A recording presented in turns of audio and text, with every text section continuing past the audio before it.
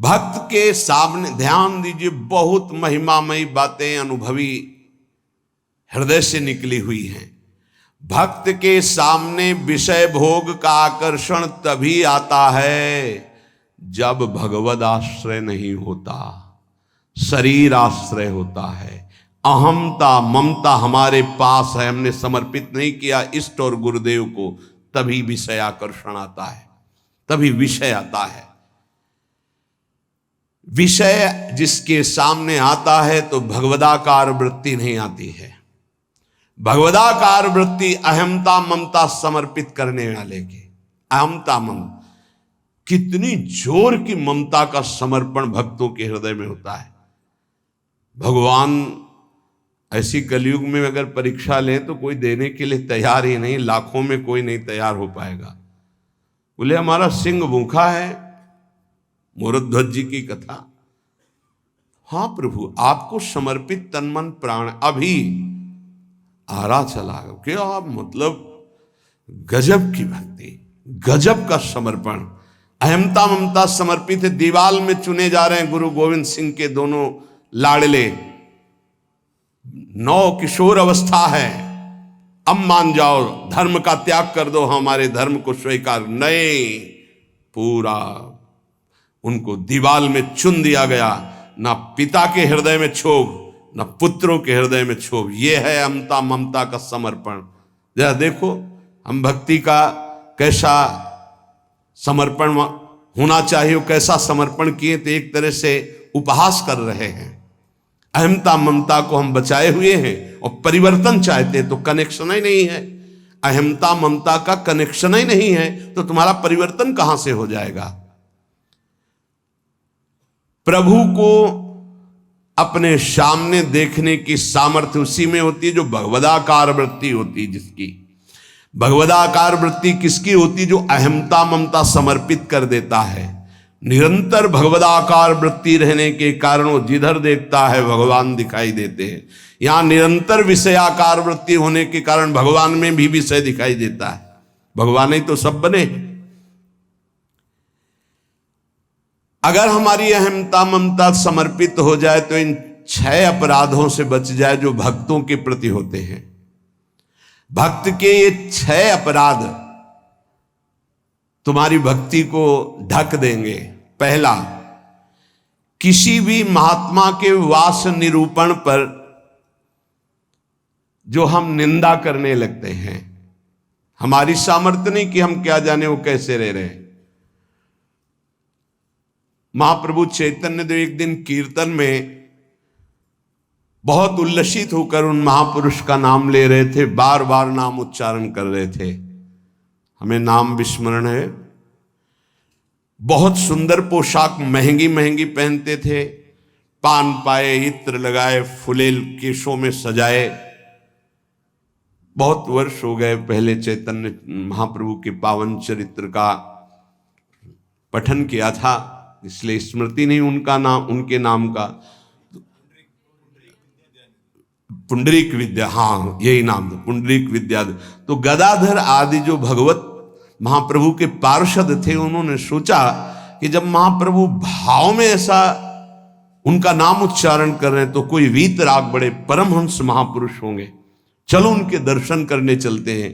तो पता चला कि अमुक जगह वो आए हुए हैं। वहां तो देखा बहुत सुंदर पलंग, दुग्ध फेन जैसा, ऊपर से गद्दे के ऊपर चद्दर और गिरदा लगे हुए हैं, और केश जो फुलेल से ऐसे सुगंध आ रही है। पान खाए तो गदाधर जी के मन में आया कि इतना विलासितापूर्ण जीवन और ये भगवत भक्त हो सकते हैं। संशय हुआ तो एक जो महाभागवत साथ गए थे तो उन्होंने भगवान श्री कृष्ण की रूप माधुरी का भरा हुआ श्लोक गान किया। जो ही श्लोक सुना हुंकार मारी और धूल धूसरी, हा कृष्ण हा कृष्ण। और वो सब जो अब उनकी समझ में आया कि अरे महाप्रभु जो बोल रहे थे परम सत्य, वो प्रेम के अष्ट सात्विक भाव संवरण होना मुश्किल हो गया। अश्रुधारा नाक बह रही, धूल धूसरित हो। गदाधर जी ने चरण पकड़े और कहा मेरे से भारी अपराध बन गया। ऐसे महापुरुष के बाहरी स्वरूप को देखकर हमारे अंदर अश्रद्धा हुई थी, दोष दर्शन हुआ था, क्षमा चाहता हूं। कैसे क्षमा हो? तो शिष्यत्व स्वीकार किया था, चरित्र में ऐसा पढ़ा था। किसी भी भक्त या महात्मा के वास निरूपण, वेश निरूपण की अगर वृत्ति आपने की तो अपराध बन जाएगा। अरे ये तो ऐसा, इनको तो ऐसा होना चाहिए, इनको तो ऐसी जगह रहना चाहिए, इनको तो ऐसा नहीं।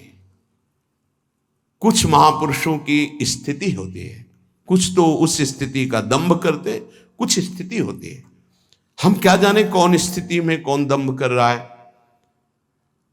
जिनके वचन श्रवण से, दर्शन से, संभाषण से हमारे हृदय में भागवतिक परमाणु उदय होते हैं, उन महापुरुषों के चरणों की वंदना उनकी वाह स्थिति पे नहीं देखते। हो सकता है सोने चांदी के सिंहासन पर बैठे हो, छत्र हो, चंवर डुल रहा हो, और स्थिति ब्रह्माकार है, स्थिति भगवदाकार है, कैसे पता चलेगा? परशुराम जो आचार्य जी थे, उनके आश्रम के बाहर लिखा था, माया सगी न तन सगा, सगा न ये संसार, परशुराम ये कह रहे सगा सुसिरजन हार। तो एक लंगोटी लगाए, लौकी की कमंडल लिए और भारी वैराग्य वृत्ति के अंदर गए और कहा ये श्लोक किसका लिखा हुआ है? दोहा। तो उनका गुरुदेव का कहाँ है? तो गए, देखे गिरदा लगा हुआ, छत्र लगे हुए परशुराम देवाचार्य जी महाराज। तो उनका महाराज आपका श्लोक लिखा हुआ है? बोले हाँ। तो बोले केवल लिखा हुआ है या है आप में? क्योंकि उनको गर्व था कि मैं लंगोटी लगाए लौकी का, और ये तो वैभव संपन्न महात्मा है। तो बोले लिखा है माया सगी न तन सगा, सगा न ये संसार। आपने कहा सगा जो सृजनहार, हम तो सब माया ही देख रहे हैं। उनका आपका इशारा क्या है? बोले जब सृजनहार सगा है तो फिर माया क्या? बोले चलो आपने समझा दिया, बड़ी कृपा, चल दिए। बोले कहाँ चल दिए? बोले जहां ले चलो आप। वो स्थिति प्रज्ञ महापुरुष थे, चल। जब 10-12 किलोमीटर चले तो बोले भिक्षा का हमारे समय हो रहा। तो बोले परशुराम देवाचार्य ने आज तक कभी हाथ नहीं फैलाया। आकाश वृत्ति पे हम रहते हैं, प्रियालाल जैसी व्यवस्था करते हैं उसके अनुसार रहते हैं। बोले हम तो भिक्षा वृत्ति से रहते हैं। बोले जाओ मांगने। बोले आपके लिए भी ले आवे, कभी किसी का सहयोग नहीं चाहा, केवल सीधे प्रियालाल से आप अपने लिए लाइए और पाइए, और जहां आपकी इच्छा हो वहां ले चलिए। वो गए भिक्षा लेने, वो जंगल के एक जगह बैठे हुए थे, तो वहां से राजा की सवारी निकली। देखा परशुराम देवाचार्य उतरे, साष्टांग दंडवत। महाराज यहाँ कैसे? प्रभु की इच्छा। बड़े सौभाग्य की हम तो भगवान की असीम कृपा मानते हैं कि आपके दर्शन। हमारी इच्छा है कि हम कुछ राजभोग तैयार करवाते हैं, जैसी हरि की इच्छा। देर न लगी, वहां रसोईया लग गए, कढ़ाइयां। महाराज अगर यहां विश्राम करें, बस इशारा हो जाए तो जैसी हरि इच्छा। खुदाई शुरू, आश्रम निर्माण की नींव के लिए खुदाई शुरू, कढ़ाई चढ़ गई, बनना शुरू हो गया। वो संत आए 1 घंटे बाद, वहां देखा। बोले यहाँ क्या हो रहा है? बोले यहाँ आश्रम बनेगा, ये रसोई बन रही। तो उनका महाराज ये क्या लीला है? तो बोले तुम जिस वैराग्य के अहम वृत्ति को धारण किए हो, उस अहम वृत्ति का त्याग करो। वैराग्य का तात्पर्य होता है राग रहित, स्पृहा रहित होना।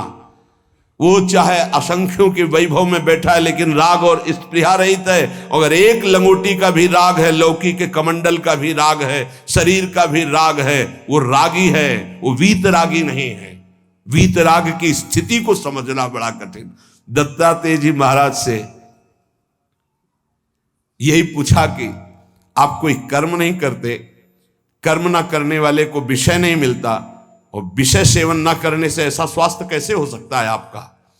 तो उनका मैं अखंड प्रसन्न रहता हूं, इसलिए ये भोगों से स्वस्थ नहीं हूं, मैं अखंड प्रसन्नता को प्राप्त। कभी राजमहलों के राजशैयाओं पे शयन करता हूं, तो कभी राख की ढेर पर शयन करता हूं, कभी बड़े बड़े राजाओं से सम्मानित होता हूं, तो कभी फुटपाथ में लेटकर अपमान को भी प्राप्त करता हूं। मुझे न सम्मान न अपमान किसी का प्रभाव नहीं। इसलिए किसकी क्या स्थिति कैसे जाना जा सकता है। तो हम किसी का वास निरूपण आदि, वेश निरूपण आदि करके किसी की निंदा करेंगे तो पता नहीं कितना महाभागवत है, हमसे अपराध बन जाए। दूसरा ज्ञान निरूपण। कुछ संत भगवान ऐसे होते हैं जो कुछ नहीं बोलते, अरे इनको कोई ज्ञान तो है नहीं, कुछ बोलना तो आता, क्या बोलना ही कोई साधुता है क्या? पता नहीं उसकी कितनी ऊंची स्थिति है, कैसे कोई जानेगा। इसलिए किसी संत के रूप में विराजमान जो भगवान हैं, उनके ज्ञान निरूपण करके निंदा न कर, इनको कुछ नहीं आता। आजकल यही है, केवल बुद्धि की धरा से देखा जाता है। अरे वो तो बोल नहीं पाते हैं। वो तो महापुरुषों की स्थिति को जानना कोई महापुरुष ही जान सकता है, दूसरा नहीं जान सकता। इसलिए ये अपराध न करे कभी कि किसी के संत के ना बोलने से ये समझ जाए कि अरे इनको कोई ज्ञान नहीं है। भला ये क्या जाने, शास्त्र की बातें पढ़े लिखे तो लगते नहीं हैं। पढ़ा लिखा होना भी बहुत सौभाग्य का विषय है और कहीं कहीं दुर्भाग्य का विषय है। तो एक आए थे, इतने कागज में उनकी डिग्रियां केवल उनके शिष्यों ने भेजी थी कि हमारे गुरुजी दर्शन करने आ रहे हैं। तिरुपति बालाजी से विद्वता की मूर्ति, साष्टांग दंडवत और क्या क्या भगवत प्रसादी, वो ऐसे लग रहे थे कि एक शब्द नहीं आता। मतलब बड़े बड़े शंकराचार्यों को पढ़ाया था उन्होंने, उनकी वो शिष्यों ने जो दिया था उसमें दिखाई दे रहा, बड़े बड़े शंकराचार्यों को उन्होंने विद्या पढ़ाई थी। विद्या विनयम ददाति, वो देखने को मिला कि विद्वान में कैसी दैन्यता होती है। कबीरदास जी के पास एक विद्वान दिग्विजयी भेजा गया शास्त्रार्थ के, तो उनका भैया हमको कोई शास्त्रार्थ नहीं करना। तो बोले काशी के विद्वानों ने कहा यदि आप हार लिख दिए पूरी काशी हार गई। बोले ऐसी बात, तो पढ़ के समझे हो कि समझ के पढ़े हो? पोथी पलटाते रहे, सरस्वती काम नहीं करी। पढ़ के समझे हो कि समझ के पढ़े हो? आखिरी बात शिष्य बन गए थे, बहुत बड़े भगवत अनुरागी बने। तो किसी भी संत के प्रति ये भाव नहीं कि ये पढ़े लिखे नहीं है, बोल नहीं पाते, तो इनको कोई ज्ञान नहीं है। तीसरा, किसी संत की जाति निरूपण कर देना बहुत बड़ा अपराध है। देखो ये जो जाति पाति है ना, ये धर्म का पालन करके भगवत प्राप्ति के लिए थोड़े समय तक के लिए सहयोगी नहीं। हम आपको बताएं, एक ही कपड़ा है और एक ही पहनने वाला है, बस इतनी खास बात समझ लो। कपड़ा सबका पांच भौतिक, पहनने वाले सब अविनाशी भगवान के अंश, कोई अंतर नहीं है। बस अंतर बनाया गया है इस अंतर को मिटाने के लिए कि हम साधन पद्धति से अपने अपने धर्म का पालन करते हुए परम धर्म भगवान को प्राप्त, लेकिन जो परम धर्म में स्थित है, भागवत धर्म में, उनकी जाति निरूपण नहीं करना चाहिए कि ये तो सुना है कि अमुक जाति के संत हैं, बड़ा अपराध होता है, बड़ा अपराध। ऐसा कभी नहीं करना चाहिए। हाँ, चरण रज लेके माथे पे लगा, अहो वत्सो पचतो गरीयान यज्ञभ्यागे वर्तते नाम तुभ्यम। देखो राजसूय यज्ञ में पूर्णता स्वपच वाल्मीकि की पूजा करवा कर श्री भगवान ने इसीलिए करवाई, इसीलिए करवाई। सब बड़े बड़े महापुरुष आए थे, लेकिन दैन्यता की मूर्ति भगवत भाव में निरंतर डूबे हुए स्वपच वाल्मीकि जी की आराधना करवाई कि पूर्णता उन्हीं से हुई। जो दैन्य है वो महाभागवत किसी जाति पक्ष से नहीं देखा जा सकता कि अरे तो ऐसा जो देखेगा तो उसके सुकृत नष्ट हो जाएंगे। पूज्य बाबा। चौथा, वृत्ति निरूपण। ये तो पढ़े ही रहते, हमने कभी इनको माला लिए तो देखा नहीं। और कुछ भजन ध्यान तो करते नहीं है, इसलिए तो केवल हमें लगता है कि बस खाते पीते हैं इसी में, और कोई भजन नहीं। ये हमने संतों को देखा है। एक संत भगवान 8 बजे सुबह उठते थे गंगा नहाने के लिए, 8 बजे सुबह। पर वो एकांत में तो लगता 8 बजे सुबह गंगा स्नान करते हैं, प्रायः 3 बजे स्नान हो जाता। तो एक दिन जिसमें वो शयन करते थे उसमें गए, काफी बड़ा था, एकांत में आसन की। आज इनकी वृत्ति देखेंगे क्या है। बहुत ही गंभीर मुद्रा में वो रहते थे, पर प्रायः पूरे आश्रम में था कि ये प्रमादी हैं, ये सोते रहते हैं। 11 बजे तक उनको जगते पाए हम। जहां सब लेटे उनको उठ के बैठ गए, वो लेट गए थे उठ के बैठ गए। 3 बजे तक बिल्कुल एक आसन पर, 3 बजे फिर लेट गए, 8 बजे सुबह। संतों को जानना बड़ा कठिन है, उनकी क्या दिनचर्या है, वो कैसे भाव में रहते हैं। केवल बाहरी व्यवहार देख करके उनकी निंदा कर देने से सुकृत नष्ट हो जाएंगे, भक्ति ढक जाएगी। स्वरूप निरूपण, ये महात्मा में तेज तो है नहीं चेहरे में, ये तो ऐसे ही मालूम देते हैं कोई साधु तो नहीं, क्योंकि चेहरा नहीं बता रहा है। नहीं, ऐसा नहीं है। अगर महात्मा की पहचान करनी तो तुम्हें महात्मा होना पड़ेगा। महात्मा बनकर ही महात्मा को पहचाना जा सकता है, दूसरा नहीं पहचाना जा सकता। बाहर से किसी के रूप को देखकर थोड़ी तुम जान सकते हो कि रूप तो आप गौर से देखिएगा, किसी किसी के मांस भक्षण करने वाले का भी चमकता रहता है। मलाई रबड़ी खाने से भी रूप चमकने लगता है, थोड़ा सा संयम रखे तो उससे भी चमकने लगता है। अब वो महात्मा किस कोटि का भजन कर रहे हैं, कोई रूप से थोड़ी महात्मा का लेना देना होता है। अब श्रीधर बाबा की छवि जब लगे तो आप देखना लंगोटी है, हड्डी हड्डी दिखाई दे रही, गाल चिपकी हुई है, आंखें धसी हुई हैं। आपको पता है, खुद देखे हुए हैं कि 24 घंटे भजन में मगन। तो किसी महात्मा के रूप को देख करके ऐसा कोई रूप निरूपण करेगा तो उससे अपराध लग जाएगा, और प्रायः ये ध्यान नहीं दिया जाता। ऐसा धातु निरूपण, भगवत विग्रह ये पाषाण का है कि ये धातु का है। सामने पूछे ये पत्थर के भगवान है कि इसमें अष्ट धातु के, घोर अपराध बुद्धि। भगवत विग्रह सामने नहीं, भगवत विग्रह साक्षात अर्चावतार भगवान है भाव उसमें। ये नहीं कि सामने जाके पूरे संगमरमर के बने हुए, कौन सी धातु के बनी हुई भगवान है, ये अपराध। धातु निरूपण भगवत विग्रह या भगवत भक्त के पास। जैसे वैराग्य में धातु स्पर्श निषेध किया गया है, या तो सन्यास में नारियल का पात्र और वैष्णव जनों में रज का पात्र। धातु के पात्र के प्रयोग का निषेध है वैराग्य में। लेकिन जो महापुरुष हैं, मान लो उनको सोने की वो थाली में पा रहे हैं, उनकी क्या स्थिति है। अब हम देख करके अपने वैराग्य का वहां भाव थोपे, वो स्थिति उनकी क्या है। वैराग्य का भाव थोपे तो फिर अपराध बन जाएगा। किस स्थिति में कौन महापुरुष है जानना मुश्किल है।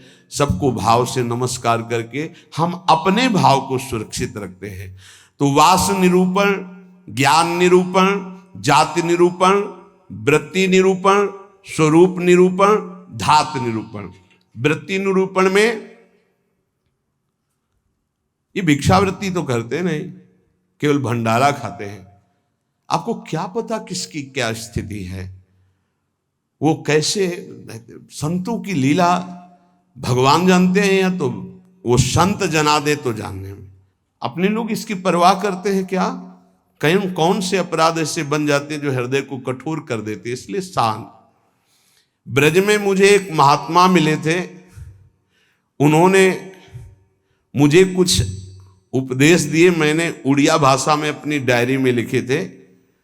उन्होंने उपदेश दिए कि अगर ये आपके अंदर भाव आ जाएगा, लक्षण आ जाएंगे, तो आपको भगवान अपनी तरफ से आके दर्शन दे देंगे।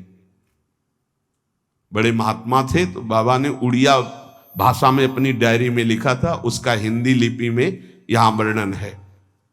पहला, भजन करते हुए अपने को सबसे दीन मानना। अपने आप भगवत साक्षात्कार हो जाएगा। भजन करते हुए अपने को सबसे दीन मानना, इससे कोई अपराध ही नहीं बनेगा, कोई अपराध नहीं बनेगा, लिख लेना चाहिए। भजन करते हुए साधक को अपने को सबसे दीन मानना, सबसे आदेश त्रणादपि सुनिचेन।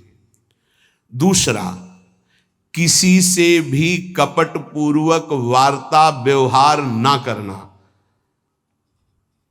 निष्कपट व्यवहार करने में क्या जाता है? अपने भगवत मार्ग के पथि के, चाहे गृहस्थी हो चाहे विरक्ति हो। कपट का मतलब होता है अंदर कुछ और है, बाहर आप कुछ और दिखा रहे हैं। ये नहीं होना चाहिए। जो अंदर वो सीधे बाहर, जो बाहर बोल रहे हैं वही आपके अंदर चलना चाहिए। मोहि कपट छल छिद्र न भावा, भगवान कहते हैं। तो कैसे दर्शन दे देंगे आप कपट पूर्वक व्यवहार करते?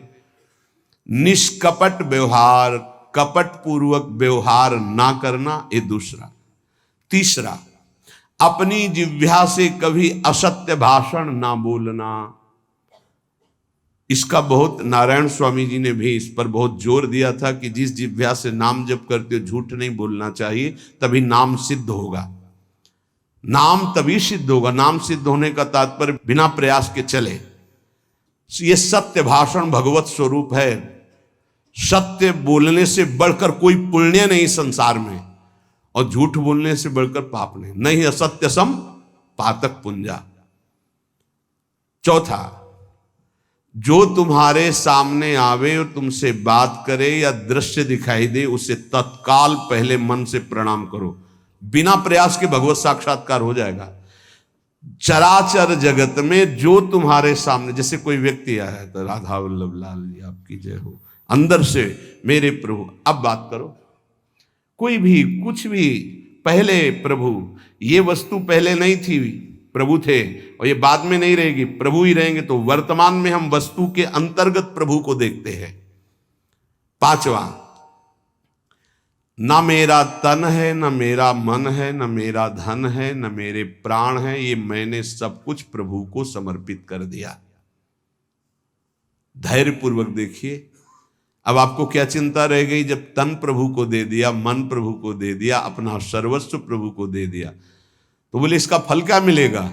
ये यथा माम प्रपद्यन्ते तास तथैव भजाम्यहम्। प्रभु अपना सर्वस्व आपको दे देंगे, अनुभव में आ जाएगा। प्रभु अपने आप को दे देंगे। अति उदार, करुणा वरुणालय प्रभु।